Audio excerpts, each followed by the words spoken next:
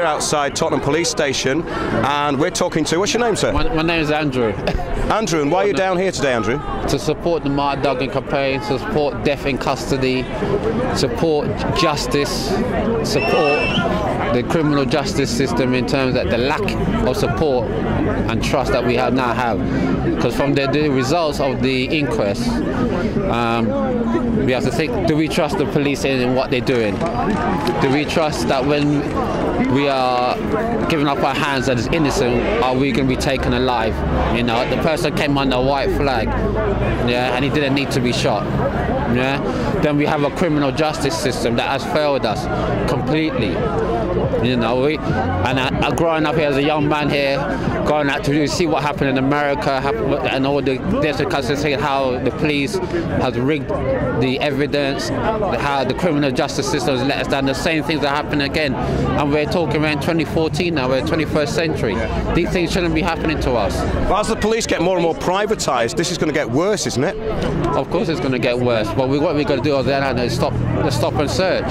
Stop and search is another menace to our communities, not only the black communities, but the other minority communities as well. Yeah. Well, they repealed the sus laws and they replaced them with something worse, basically, didn't they? Well, basically, we knew about sus, which it had a complete suspicion. We didn't even have to have any evidence, and now we've moved to stop and search. But we also got more powers in terms of the terrorism powers, where they can. That's right. Well, we can be arrested for a pre-crime just by being here on the corner of a street, can't we? Yeah. So hopefully, I don't end up in Tottenham today by making this interview. But yes. No, we have to stand firm. You know, there's a lot of deaths in custody, which is an issue. Yeah, and we have to remember that with all these hundreds of deaths in custody, not one policeman has been convicted. Absolutely. And what do you think of that? Yes. We have to remember that. Oh, we do remember that. Not we do remember that. One policeman has been convicted. Yeah. So what do you think of the Independent Police Complaints Commission? Rubbish. Correct. Weak. Thank you. No teeth. Full of, what can we say, a lot of people shuffling paper around. But it's ex-police officers as well, isn't it? Are they really going to investigate that themselves properly and independently? You know, they write this thing, you know, it's a one complete mess. I would take away with the IPC completely and put somebody different, some new independent body that's not made up of no police at all, but made up of baritors, solicitors, community people who want to be able to investigate crimes. Yeah, well, that would be the ideal, wouldn't it, Andy? It would be the ideal, and that's what we're working towards. Thanks very much for your time today, mate. No peace, no justice. No peace, no justice. Does that mean we give up? No, we don't give up, because we are the people, okay? They are the few, we are the many, we vote for the system, so we vote for something different. And do we vote for them? No, we vote for us. We are the people. We can overturn anything. It is a battle for your mind. Free your mind. And my job is, I am a campaign member for Mark.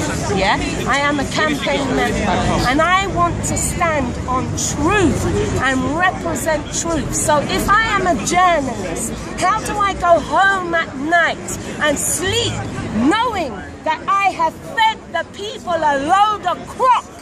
Absolutely. How do I sleep? Yeah. Which is you why must we're here. have a conscience, and that is why I am happy to do an interview for the people's voice, because that's what we are, the people's voice. Thank you very much. Thank you very much for that. Thank you. Thanks a lot. Thank This is Mark Windows for the People's Voice outside Tottenham Police Station. And can you introduce yourself, sir? Reverend Nimsabunge from the Peace Alliance. Have you been here all day? Yes, I have. Yeah. So what did you think of the verdict? Well, challenging. There seems to be an anomaly.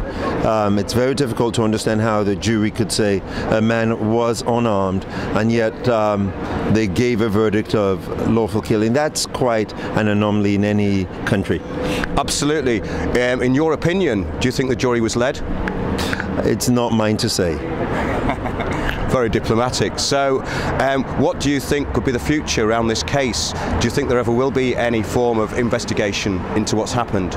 The family's lawyers are pursuing a judicial review, and so I think it's important we recognize that and let the judicial process happen. So what is your role around here? My role, I'm a minister locally in the community. I buried Mark Duggan, and I also buried his father a year after. So I try to support the family as and how I can. I was involved in helping plan the vigil. So do you think things are going to improve in the future?